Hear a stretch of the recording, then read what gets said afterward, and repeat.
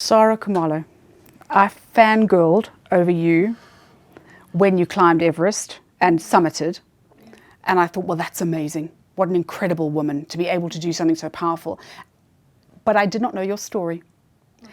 And when I read it, what really struck me was not the summit. Yeah. It was that you had gone back so many times. Yeah. And for me, there's a real power in that core that you overcame what must have eventually been some form of self-doubt to go back for that final time. So let me take you back to the beginning and ask you, when did you start mountaineering?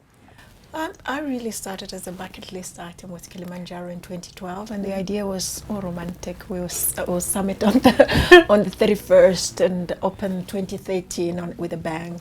And in the process, we started chatting about a home that we supported, which was in Benoni, Kids Heaven. And we said, why don't we actually raise money and build them an outdoor gym, which they needed, and they converted a room into a library. Okay. So there was 5 of us. We raised money, and we sold really our story, the pictures and whatever, and we went and handed over the outdoor gym, and one of the kids there came to me and said, do you really come from the township? And then I thought, why would you ask me that? And she's like, because people like us don't do things like this. And as a mom of 2, it just made me realize that it's not what I'm saying, it's what I'm showing my kids. God forbid they think help is coming from elsewhere. You know, I need them to realize that if they want something badly enough, help is coming from within. They need to actually stand up and do it for themselves. So I thought, you know, why not do the 7 summits and do it with a purpose? So I started the initiatives which you saw, Summits with a Purpose. And I've raised over R1 million since then, built 4 libraries. So I've been able to use the climb to make a difference, which has been really a blessing more than anything. I think the problem with climbing from a public perspective is that it seems easy. There's Trek for Mandela and there are sort of charity climbing initiatives, and it looks easy. And it's not easy. No. And I think we saw that with Lesego Zulu and Gugu Zulu when he got into breathing difficulties in Kilimanjaro. It's not a strap on a backpack and go kind of thing. What kind of training do you have to do? I do a lot of cardio. When I started, I was doing a lot of gym work only, and I realized that the cyclists and runners, were having a better time than I was. Let's put it that way. And then, you know, I started running, I started cycling. I don't cycle anymore because I almost died from it. It's really, I train every day. I have 1 rest day, and on the rest day I do like a body tech, you know. That's not a rest day. I've done body tech. That's terrible. My physio says it's not a rest day. But it's really, it's become my lifestyle. It's like if I don't train, I think there's something wrong. But 6 months before every climb, I try and train in the morning as well as in the evening. I mix it up. But you just need to be ready in terms of full body workout as well as cardio, and be able to succeed in any climbing environment. Having said that, you don't have control over the weather. So what you have control over is your readiness for the mountain in terms of technical training as well as physical training. I'm so glad you said that, because mountaineering and swimming in that respect are very similar.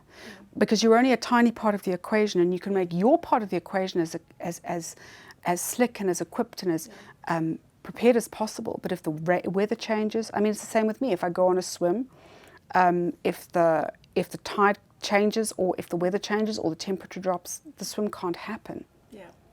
So, and there are certain things I won't do. For example, like I won't swim in anything under 12 degrees. So I've gone all the way to Cape Town for a swim and cancelled it the night before because the temperature's gone from 16 down to 12. So when you know that you can only control yourself in that environment, how do you make peace with the elements? for me, over time, it hasn't come as easy as just making a decision. It's the experience that actually teaches you that, especially in the mountain, where you can go all the way 99 meters from the top and look up and say, if I make it, I'm not going to go back home. It's having the maturity to realize that, the mountain will always be there, but your life is fragile, and you want to climb more. And for you to climb more, you need to preserve your life. It's making peace with the fact that this is not going to happen, and I need to find money again and come back. The fact that it's not a cheap exercise has cost a lot of people's lives. We call it summit fever, where you're going and forgetting the fact that the mountain is boss at that specific point, and the weather is, and you just need to pull back and go another day. It's knowing when the right time is right. I think that's what is important. And I think of paramount importance because, as you say, you're so close, and I want to get onto that. So Kilimanjaro, I won't say it's an easy climb, but it is one of the ones that people start with when they're thinking about the 7 peaks. Yes. Which one was next? So I did Kilimanjaro, and I then went and trained in France, around Chamonix. Yes. And I went to Everest straight after that. On hindsight, I don't think that was clever, knowing what I know today. I think people need to do a little bit more than Kili to try and attempt Everest. Then there was an avalanche. Sirac fell and killed about 16 Sherpas. I think that was a bit of a turning point for me. I mean, I saw people that had been climbing forever picking up their bags and running away from base camp. It was that freaky. It was where I went to people that had been climbing forever and asked them, what do we do? And you realize that it's a personal journey. It's a personal decision. It doesn't matter that you came with other people. You need to decide whether this is something that you want to do, And I made a decision that I want to do it because people die on N1. People died at Ellis Park. We don't stop watching the soccer. It's realizing that it was their time and not yours. And if you have a purpose, I think for me, maybe more importantly, is that it's become more than just me climbing and having fun. It's become a way of me making a difference, and I think it's a small way of living the world a little bit better than I found it. So that pushes me to really go back and think about climbing a little differently. What is the love affair, do you think, that people have with Everest over every other mountain? Everest is littered with testosterone. Let's just put it that way. Really, I think people. There's a lot of egos. There's I've climbed Everest. I must be strong. There's a lot of that. There's also genuinely people that just love, climbing, testing their limit, trying to see how much they can go, and there's a lot of satisfaction in terms of that. One of the things that I've seen is that really it's about 70% your mental readiness and 30% your physical readiness, but they're so linked. The more trained I am, the more mentally prepared I feel. It gives you that confidence that you can do this. But at the same time, in all things, even when you talk up to the Sherpas, the mountain and the weather needs to be respected, because you need to know what you are in the bigger scheme of things. Really. When you were at base camp, did you see a lot of arrogance? There's a little bit of that. There's a little bit of checking out what experience the other people have, because at some point you start depending on each other. You're on the same rope. The slower the person in front of you is at some point, the slower you are. I mean, you saw the queues during the weather windows when everybody tried to go up. So you really can't pass the person next to you. There is that, but there's also humbleness and genuine people. I've never seen a whole bunch of people that just believe they can change the world, by just going up the summit. It's people that are very optimistic. I mean, I met at base camp, actually in Kathmandu on one of the expeditions in 2014, somebody that was born blind, and he was trying to, to climb Everest. It also humbles you to say, I was born okay. What have I done with my life? His name was Andy. He summited, I think, Kilian raised over $1 million. And I'm thinking, what am I doing in that office? In terms of climbing Everest, for people who've just seen you on the TV or have seen the peak, because of course in the news programs you see the peak, you see people climbing, the journey doesn't start at base camp. No. Where does the journey start? The journey really starts from here. You fly into Kathmandu, beautiful city littered with century-old, buildings and temples. And then from Kathmandu, you fly into Lukla, which is the most dangerous airport in the world. Oh, good. As if Everest is not enough. But the reality of an Everest climb, it's about 8 weeks. Every day is an adventure.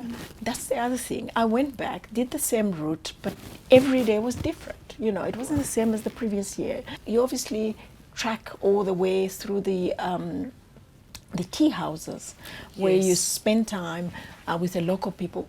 Amazing people, very humble people, all the way up to base camp. You share your room with people all the way up to base camp. When you get to base camp, voila, you're given a tent to yourself. So that is fun, at least for me. And then from base camp, obviously, you have to change what you use. You suddenly start using crampons. Through the Kumbu Icefall, you start using your carabiners. Now you need to hook yourself up. The game changes. And that's why it's important to know as you go up, are you going to run as fast as somebody that's going to the next village? He's only going there and going back. You know, you need to preserve your energy. You need to have strategies, knowing that your journey needs to be for the summit, really. So the first attempt was scuppered by an avalanche. Yes. And the second, Yeah. what happened there? So the second attempt was 2015. I went all the way up to Camp 2. Yeah. We arrived at Camp 1, and after getting to Camp 1, we were on an acclimatization hike. And the team leader said, you know, I'm giving you until 2 o'clock to get to Camp 2. When you get to Camp 2, or if you're not at Camp 2 at 2 o'clock, you need to turn around and come back to Camp 1. So we all left our sleeping bags, because the plan was we were going to sleep at Camp 1. As we were going up, there was 9 of us. Yeah. Only 4 people made it to Camp 2. 3 guys were quite fast. Yeah. They were ahead of me. My shepherd said, if you stay with these guys, you're also not going to make it, so let's go. So him and I left the other guys with their own shepherds. And as we were walking on the western Khum, so this is really, it's ice. It's a river, because it's so cold. You're walking on ice. It started shaking. And it was like cracking. So he turned around and put his carabiner onto my harness so that we can, you know, we hooked each other up, we can support each other. And he's like, Sarah, we need to jump. You know, it sounds crazy now, but then it was like, he's confident, he knows what he's doing, he had 22 years experience, we're jumping. So I'm like, I'm watching him so that if he jumps on one side, if the ice opens up a crevasse, we need to jump to the same side. We can't jump onto different sides. It felt like 5 minutes, I promise you, but apparently it was less than that. And at this time, we don't know whether it's an avalanche, it's an earthquake. We didn't even think it was an earthquake. I remember we spent time arguing what it was. And then it stopped, and there was dead silence. As soon as it stopped, because the earthquake had shaken the mountains around us, so we were between Everest, Lhotse, and Nomtse, which are the mountains around us. They all started avalanching towards us. He started praying, you know, and I was like, that was the most scary moment, because it was the year after the 16 guys died in an avalanche. And then once we found that we were safe, we started walking all the way to Camp 2, because it was still before the cutoff. When we got to Camp 2, had lunch, came back, we found that the crevasses had opened so that the ladders fell in, so we couldn't get to Camp 1. And we made our way back to Camp 2, but the challenge was the avalanche covered all the flags, so you couldn't see. You had to use your walking stick or the hiking pole to figure out whether there's a crevasse, and then you walk.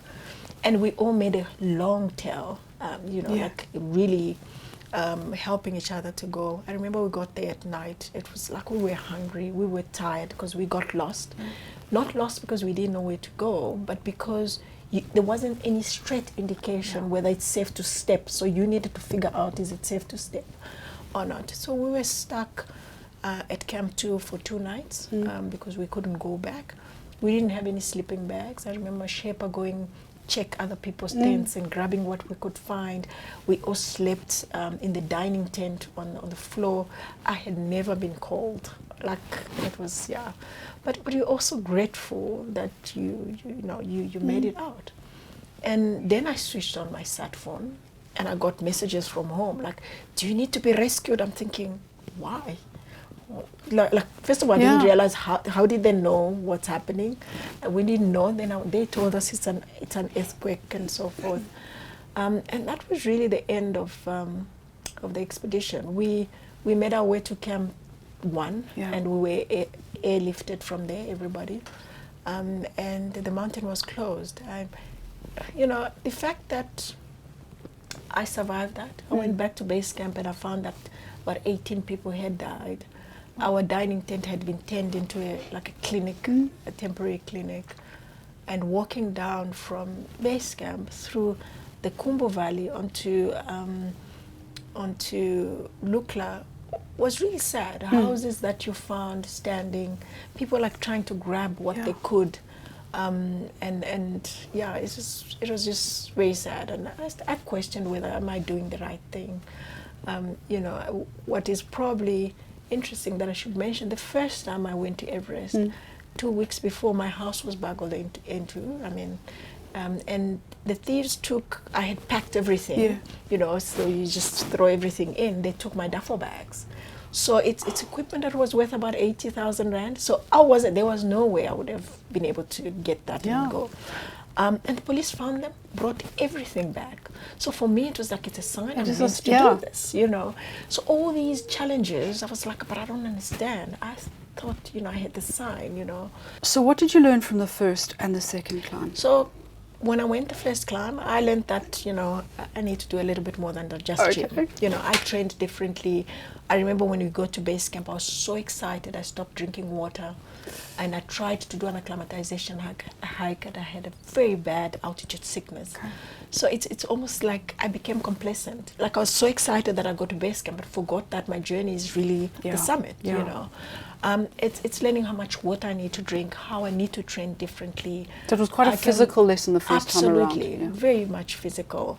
And picking up how the physical aspect and readiness was actually helping my mental readiness. There was an earthquake, there was an avalanche, well, in opposite way around. And mountain climbing is not a cheap sport. No. And it involves an awful lot. As you say, it's kind of like you need a lot of things. For swimming, you need a cap and goggles and a costume. And even not always the costume. But for mountaineering, you need an awful lot more stuff, and because you're taking 4 weeks at a time or 8 weeks at a time, you need to, you're out of the office, you're out of your family life, and that's tough. That's tough. It is tough. That's why I think it's a family sport, even though you're the only one climbing. I think you need to negotiate. You need to make certain commitments in terms of keeping them in the loop, assuring them that you're not going to risk your life, and vice versa. You actually need to know that there are people waiting for you, to be able to make certain decisions that you make on the mountain. It's important that people see how committed you are to the sport. It also hasn't been easy because, you get people didn't believe that I could do it. After the successful summit, more and more people that didn't want to talk to me are now talking to me. So I think for young girls especially, maybe even our boys, it's important to be your own cheerleader. The world doesn't owe us anything, show them how passionate and how committed you are to the cause or whatever it is that you believe in, and then they'll support you. I remember being told when I was a very young journalist by Deborah Patter, who's now with CBS, she said, if you want something, you've got to want it the most, because other people get tired of wanting it and they look for other things. So you've just got to keep wanting it the most, and then you'll get it. And what you're saying, that's resonating with me really strongly. So you went back in 2017. Yes, I went back. And this should have been the time. Yeah, you were ready. 2 natural disasters, loads of training. 3 is a lucky number. So 2016 I didn't. I couldn't afford it. I saved up. 2017 I went back onto the mountain. Oh man, everything was going according to plan until it didn't, And when we got to Camp 4, which was the first time, it was the first time I saw Everest up and close. Oh, what a beauty. And our Sherpa miscalculated. There was a miscalculation in terms of the weather. The weather wasn't as predicted. Okay. What other people that actually summited did. Wilhelmina, one of them, the fourth South African woman to summit Everest, they spent 2 days in their tent sleeping because the High Sherpa came out and said, no, it's too windy. Let's get back into the tent.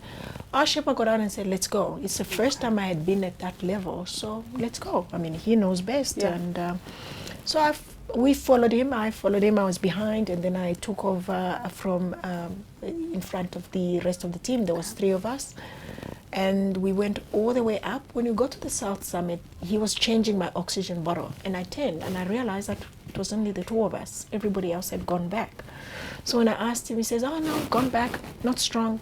And I'm thinking, okay. Wow. And then he walks up, and then I can see he's struggling because the winds were almost like 64 kilometers an hour. That's so strong. It is So strong. strong. And the ridges there are so narrow. So then I said to him, Nawang, I've got extra oxygen. I always buy extra oxygen. So why don't we go back and we come back the next day? He's like, okay, fine, let's go back. So as we were going back, what I didn't realize as I was breathing, my breath was freezing around my oxygen mask. And this was happening over time, and I didn't see it. He probably also didn't notice. My oxygen was being supplied in, but it wasn't coming in. So I was breathing in and out the same air. And at some point I said, Nawang, I feel very weak, and I fainted. That happened very close to the camp. So he dragged me, and when he got there, because of the winds, our tent had been blown off by the wind. So we lost sleeping, we lost everything, but I was unconscious anyway. So I think he thought I was dead. So he got the other Sherpas to carry me, and he put me in a tent, like a makeshift tent that was there. Everybody else left, I'm made to believe. Then the next day, so I was there, I had lost my gloves, I had lost the one thing also that was a saving grace. He didn't take off my oxygen, and I had extra oxygen, so he just changed the oxygen, left me there. The next day, 4 Sherpas came with him, there were 5, to come and carry me down because they thought I was dead. And then I said no, like I'll walk on my own. But I was so weak and hungry, so I was like, I need food. They didn't have any. But I had a lot of goo in my pockets, so I took out the goo and I ate, and I said, let's walk. Yeah. But I was weak. There was no way I could have gone back up. And I went all the way to Camp 2. We arrived there quite late in the night. And it's just, for the first time, I almost believed the people that said I couldn't make it, I think that was almost like the lowest point where I'm like, were they right? All along I was like, I can do this, like, okay, you don't believe it, that's okay. This is my journey. It's not for you to understand or make sense of. I think that was the low point. And I was airlifted from Camp 2. And it was the first time I ever had a proper chance of going up. It was really there. Yeah. That was the 99 meters. 99 meters. I mean, but it's just the saving grace is just the maturity to realize that the mountain will always be there, but my life is fragile. I need to go back. But that's amazing that you did that, because the amount of stories I've heard and I've seen where people have been like, it's so close. Yeah. I'm going to risk it. Yeah. And I've seen it in swims as well, where with 800 meters to go, people are still forcing it and forcing it and forcing it. When you came home, now they've seen you go up this dangerous mountain 3 times and come down 3 times. Yeah. How did they react when you said, I'm going for number 4? But what is interesting is before I left, a few months before, my son was like, Mom, when are you going to climb? And I was like, do I look like I'm bored? We talked about it. So my older son just turned 22 and the younger one is 16. They're at the stage where they're Googling stuff. So they come and ask me about the mountain and whatever. The other thing is, the year that I was airlifted from Camp 2, one of the guys, he wasn't in my team, that insisted on summiting, died on the mountain. So it's stories that are, it's real. It's no longer, we've read about it, I know the people, and we have that honest conversation. It's that this is what happened. But at that point, people must have been looking at you, people you love, who are close to you, and going, Saray, really? Yeah. You nearly died the last time. Yes. There's been an avalanche, there's been an earthquake. Yeah. There's been either an error of judgment or just the weather's turned. Yeah. You've risked your life 3 times. Yeah. can't you think of something to do that isn't quite as life-threatening? Or is this not maybe a sign after 3 times that it's time to hang up the climbing poles? Well, what is interesting is I almost lost my life mountain biking. This is while I was preparing to go in 2017. Okay. I was doing a stage race, and on the second day I didn't realize that I had lost my back brakes. So coming down the mountain, when I tried to brake, I fell off and I woke up 3 weeks later in Mill Park. So I was in a coma for 3 weeks. I think that put a lot of things into perspective for my family. You know, here I go, I climb, and what almost killed me is a mountain bike. I think what is important also with my family is sitting down and like at the beginning of the year, I sat down with my sons. These are the things that I want to do. What is it that you want to do? And how can I support you? And how can you support me? So I think that exercise puts a lot into perspective, you know. So when I'm away, what will you be doing? How can we, you know, like to plan together? And that's why I say it becomes a family sport rather than just you. Yes, you're the one summiting, but it's a success or a failure or whatever it is for everybody there. So time 4, earlier this year, May 2019. So this year, what I did differently was I went with Noah, Hannah, amazing guide, and we sat, we planned. We actually made a conscious decision that we'll go with the first window, which is normally for very experienced climbers. Okay. And he said, if we go for this one, we need to hit and run. So I'm giving you 12 hours to go to the summit and back. If you are not on the summit in 12 hours, I'm turning you back. I don't care how much money you paid me, unless if you're 10 minutes away from the summit. So we all summited within just above 11 hours. I didn't worry about the summit. I worried about Camp 1. When I got to Camp 1, I worried about getting to Camp 2. Okay. When it got tough, I worried about a few steps from me. You know, I was so conscious of where I ended in 2017 that, you know, a step further than that is a win.